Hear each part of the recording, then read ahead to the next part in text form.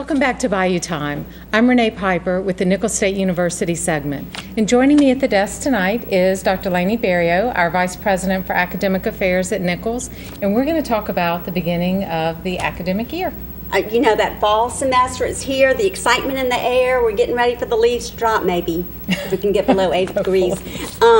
So we're really excited about the beginning of the semester as well. Wonderful. Well, just give us a little bit of information about it. When do classes start? Do we have anything fun as far as events, that type of thing planned for faculty and students? Sure. Our classes actually will begin August 17th, but we kicked off the beginning of the semester today.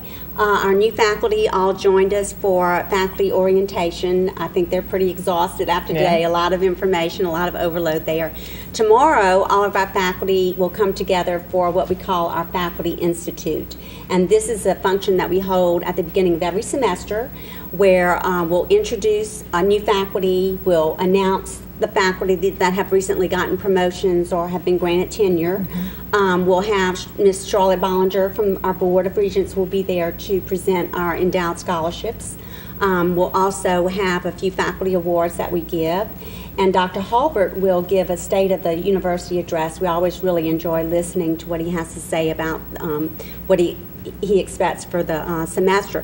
And then we end the Institute with breakout sessions. You know, just because you get a degree doesn't mean you stop learning, obviously.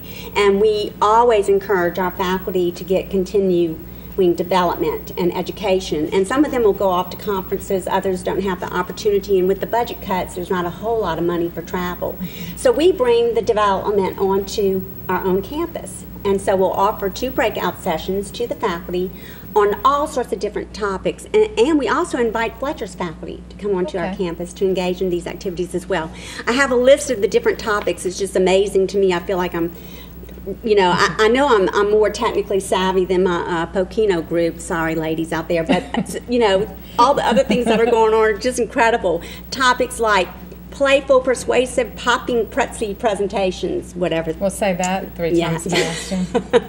Adobe Connect, I do know what that is, a session on that.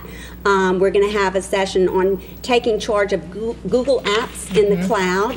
We are using Google now as our system for mail. And then we'll also have an interesting breakout on a company called lynda.com that offers a lot of training beyond the classroom on a lot of different technologies and things that are going on. So lots of fun sessions that are going on. So it seems like the faculty, like you said, they've got degrees, they've got advanced degrees, but they're continuing to learn and stay up to date with the technology so that they can incorporate that into the classroom and to help them be more effective teachers. Absolutely, and they are really getting with the program. There's constant change. They know they have to be changing. The students have to adapt as well, and people are saying, I'm worried about the students. I'm not so worried about the students. I'm a little more worried maybe about non-traditional students grasping this, but the faculty, now the new faculty that are coming in have a great grasp of it, so that'll be great. But the fun doesn't end there. On Friday, all of our students who plan to graduate, if they pass all their courses this fall, plan to graduate in December, are asked to participate in something called Graduate Day. We bring them in, they get their paperwork signed, then they go to the union and they purchase their gowns for graduation. They take pictures if they want. There are vendors there for different things, and then Debbie Raziano, our alumni director, who loves this day, gets up there and gives out many door prizes. So there's always an incentive for the students to come in, and the students really have a nice time. Well, it sounds like a fun way and a fun tradition to kick off your last semester and to maybe get that last bit of motivation to do really well in your courses. And see who else is going to graduate with you. Oh, you made it, you know. So you kind of go through that and see that. And then on August 25th, we have our official Welcome Back Day for students. And this is a fun day as well, 10:30 to 2 after class. They have to go to class, of course, after class. They're treated to lots of food and drink to cool them off, and vendors from the community actually come and set up booths to show different products that they offer to them. Our student organizations will have booths to let students know how they can get involved on campus, so that's a great opening as well. Wonderful. And if I recall, in years past, the football coach usually comes out and does a little pep rally type speech to get everybody excited about the upcoming football season. We get a lot of involvement from everyone on that day, and it's in the quad, which is perfect for the students. Great. So we'll hope for good weather, if not student Absolutely. union. Yeah, there you go. So you talked just a moment, you mentioned budget cuts, and I know that they weren't as bad as we had originally thought that they might be, but were there really any consequences because of just the threat of budget cuts? Yeah, we're really breathing what I call a shallow sigh of relief.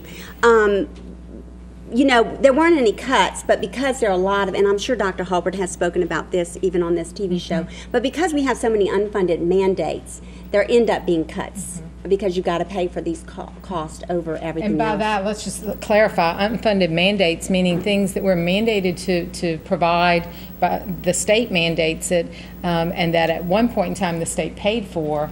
Or maybe they did, but also increased costs for retirement. But we still have to pay that. Pay right, that. Okay. Right. So whether you get a budget increase or not, you still Right. have to pay that. But to me, one of the biggest consequences, unfortunately, was that we lost 11 faculty this year due to uncertainty. Faculty who just didn't want to take the chance with everything going on and left to go to states where they felt things were a little more stable, or they left for pay increases because we haven't gotten pay increases for quite a while either. So that was unfortunate from that standpoint. But the good news is we have replaced them. Nichols is here. It's here to stay. We're maintaining ourselves. We're lean. I think we're stronger. We're better. So we were able to replace those faculty. So tell me, new faculty, starting with the new semester. It's an exciting time. Tell me about the new faculty. Well, we are bringing in 37 new faculty into 16 of our academic departments. And we had a great time this morning meeting them all. A lot of young faces, a lot of more mature with wisdom as well that were coming in. But many of them are from Louisiana, but we have several from around the country. For example, we have a new applied sciences professor coming in from Gainesville, Florida. We have a husband and wife team teaching math, and they are just young and energetic, and I'm loving that. And they're from South Carolina. And we'll have a new management professor from Huntington, West Virginia, and a new psychology professor from McKinney, Texas. So they're really from all over. People think all our people are going to Texas. Well, a few Texans are coming our way. So that's good news as well. But tonight, I'm happy to bring one of our new faculty here to meet you. This is Dr. Robert Bremer, who will be joining us in September as our new director of Ellender Library. So I thought, let's start seeing some new faces on these TV shows, and I'd like for Rob to just kind of tell us a little bit about his background and what he's bringing to Nichols. Well, I'm so pleased to be here, and I'm excited to start this next part of my career in Nichols with you all.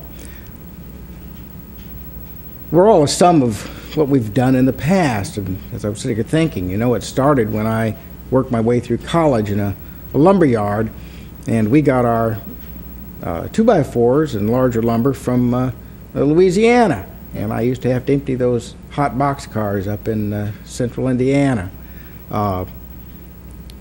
Learned the beginning of my management skills as an infantry combat platoon sergeant in Vietnam. You learn on the fly. Then I spent a long career as an attorney, doing corporate taxation with a large firm, and eventually being much more comfortable in a town very similar to Thibodaux and Lafourche Parish, practicing general practice and integrating with the university there. And then I went on and did quite a bit of institutional advancement. For a small college in Tennessee, and then for an art museum in Huntsville, Alabama, and was a director of Habitat for Humanity in Alabama as well. And then my wife was having so much fun being a librarian that I went back to school, and although I don't look it, I'm a very relatively new librarian. I've been at Louisiana Tech for 7 years. They've done a good job of grooming me. And now I'm here. And as I said, I'm excited and ready to go. Thank you. And we're excited to have him as well as all of the faculty. A very diverse background, and I think you're going to love it in Thibodeau. I know Nichols is a great place to work, and we're happy that you're joining us. Thank you. Great. Well, okay, so I have a quick question. Well, it's probably not going to be very quick, but we only have a limited amount of time, and I know we could spend a whole show talking about this, but Laynie was talking about technology and how important that is in our lives these days, and we know that books and journals and newspapers, they're all going online now. So tell me how that affects the library, and I don't really mean this, but I'm going to throw it out there. Do we still need a really bricks and mortar library anymore? Oh, absolutely. Of course. Yeah. Well, the university that doesn't know its history doesn't know where it's going. A somewhat silly story, but I think very apropos. I try and think back, what was the first library? The first library was in a hut thousands of years ago, when the chief's wife got tired of seeing these shells that were strung together laying all over the floor. And so she put them in a corner, and this was, of course, his box of knowledge, what he used, so he knew where to go fishing, what was going on in the tribe. And he came and he said, "Where are my shells?" And she said, "Sweetie, they're over there in the corner so you can more easily access them." Voila, the first library and the first librarian. One goes a little bit forward, and they go to sticks, which are more permanent, and into those things called tablets. You can just hear the people who are having to move from sticks to tablets, or how heavy those things are, and you got to punch them, and oh my goodness. And it's the same thing today. We're talking only about a change in format. We're not talking about the knowledge itself. We're not talking about the caretakers of the knowledge. Those are the librarians. And I suspect before my career ends, that we're going to move on to another format that's going to have everyone thinking, oh, the libraries are going to go away.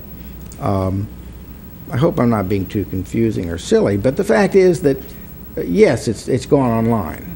And yes, I will have administrators telling me, why do we need you?